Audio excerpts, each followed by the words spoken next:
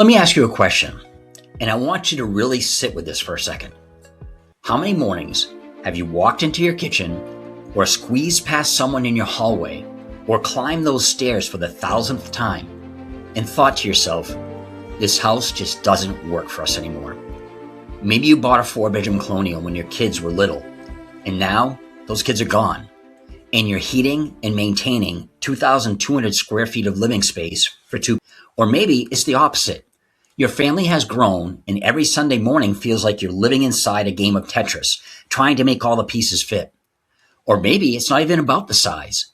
Maybe you bought in a location that just doesn't fit who you are anymore. You want to be closer to the lake, closer to family, closer to a quieter life. And something keeps stopping you. That something has a name. It's called the interest rate handcuff. And today, we're going to break it wide open. I'm Jeff Jolicoeur with Surette Real Estate, right here in Waterville, Maine. I've been in this market for over 2 decades. I've helped hundreds of families make some of the biggest financial and life decisions they will ever make. And right now in 2026, I'm watching good people stay in the wrong home because of a number, a percentage, a rate they got in 2020 or 2021 that feels like the greatest thing that has ever happened to their finances. And here's what I want to show you today. That number might be costing you more than it's saving you. Stay with me.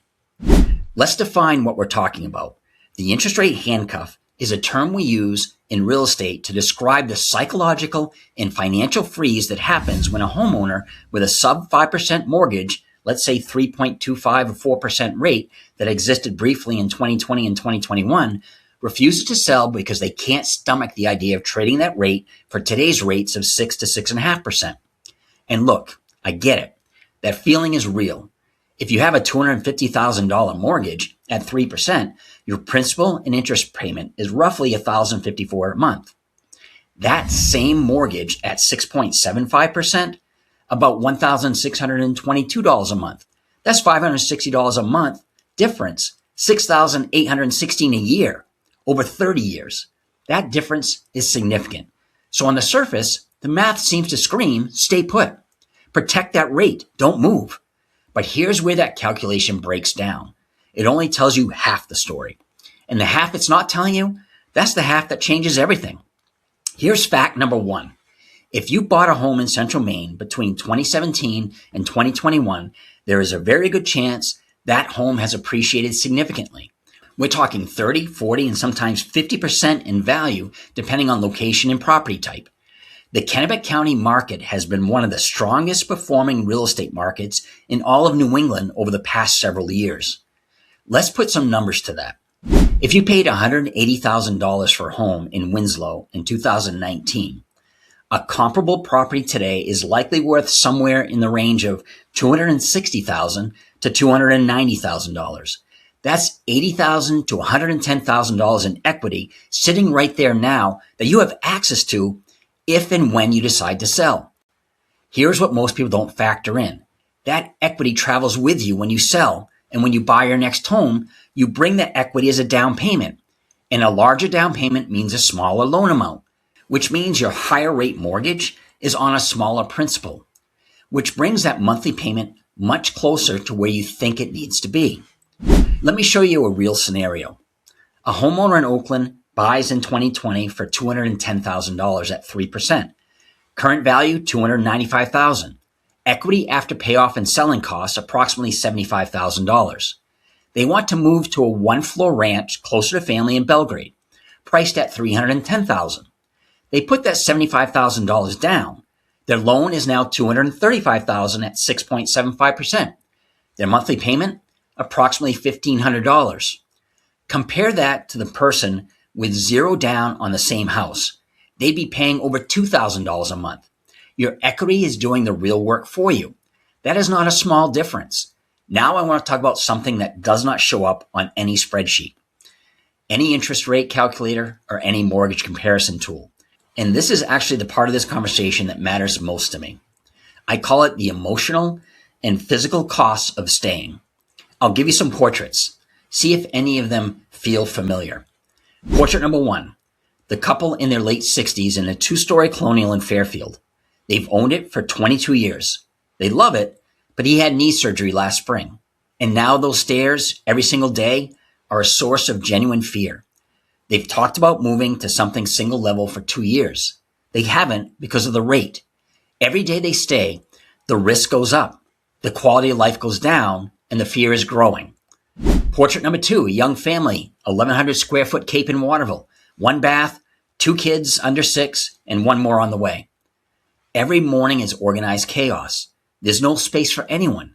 The kids share a room that is generally too small. Their parents haven't slept properly in months. They qualify to move up, but the rate is holding them back. Every day they stay costs them something they can't get back. Portrait number 3, a couple who bought in the neighborhood they thought they loved. Turns out it's not for them. They want to be near the water. They want the Belgrade Lakes lifestyle. They drive past their dream area every weekend and think, someday. Someday has been 4 years now. There's a real cost to waiting.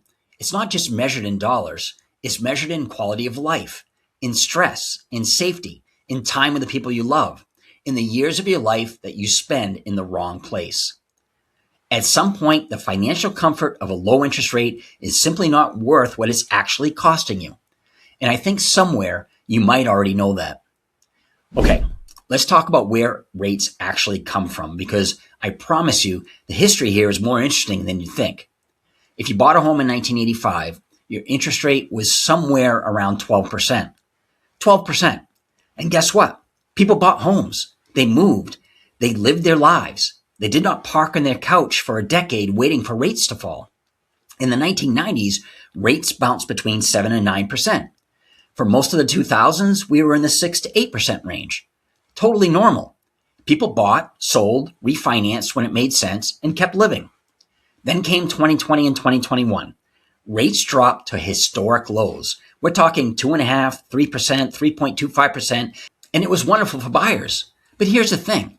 That was truly historical. Those weren't normal rates. Those were emergency rates, rates that the Federal Reserve engineered to stimulate the economy during an extraordinary global crisis.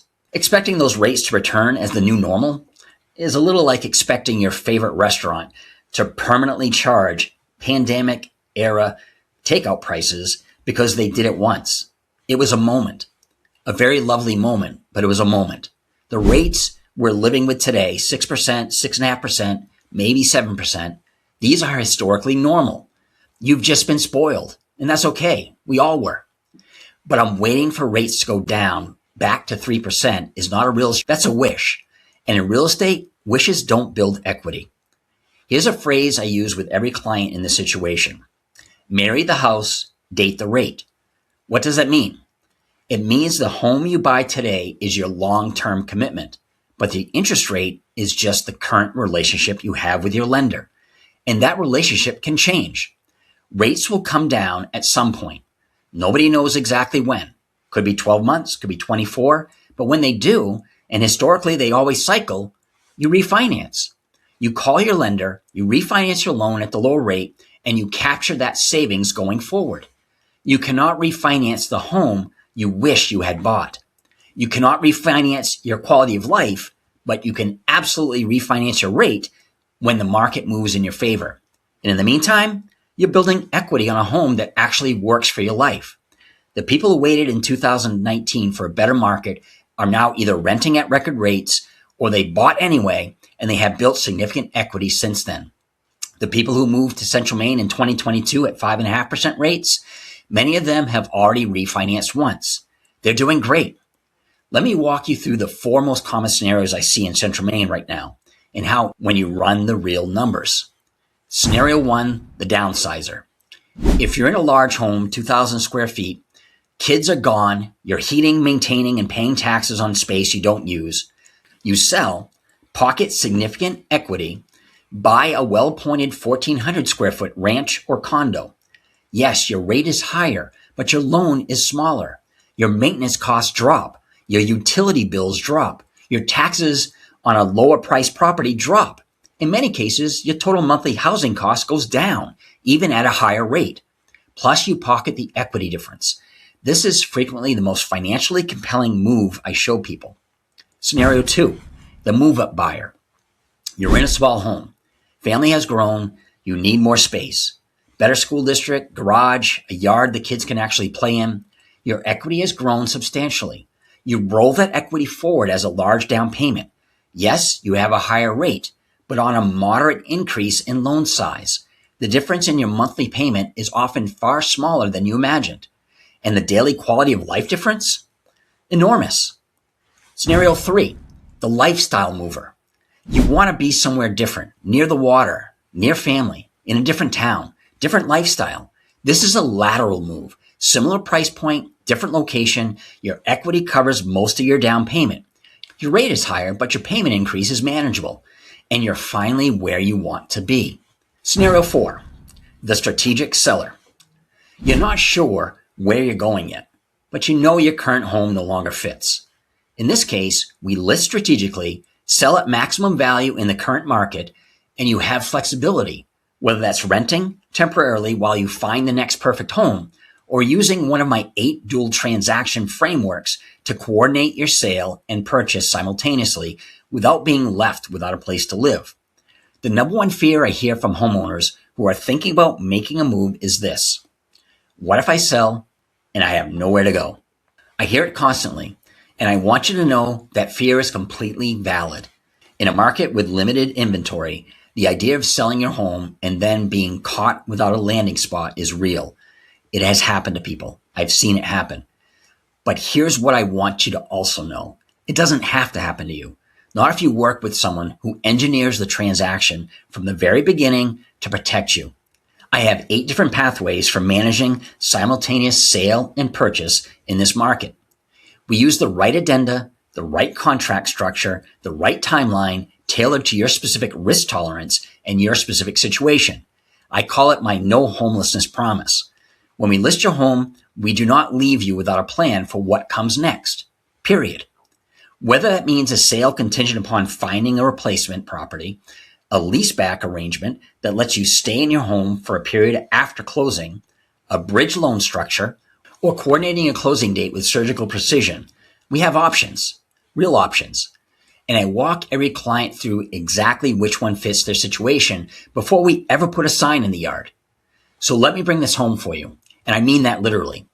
If you're someone who is sitting in a home right now that doesn't fit your life, it's too big, it's too small, wrong location, wrong floor plan, too much maintenance, wrong chapter, and the only thing keeping you there is a percentage point or 2 on your mortgage, I want to challenge you to have one conversation. Just one. Not a commitment, not a listing agreement, just a conversation where we look at the actual numbers together, where I show you what your home is worth in today's market, where we map out what your equity could do for you, where we run the real math on what your monthly payment would actually look like in your next home. Not the scary hypothetical, the real number. Because in 20 plus years of doing this, I've never once heard a client sit down with me, run the full numbers, and walk away saying, I had no idea it could work like that, and then feel worse. Every single time, they feel more informed, more empowered, more in control of their own decision. That is what I want for you. Not to pressure you, not to tell you what to do, just to make sure that whatever decision you make it with the full picture in front of you, not just half of it. Call me or text me at 207-649-6893. You can also email me at jjolicoeur@suretterealestate.com or visit us online at suretterealestate.com. I'm Jeff Jolicoeur with Surette Real Estate. The right move starts with the right information. And your next chapter, it's out there.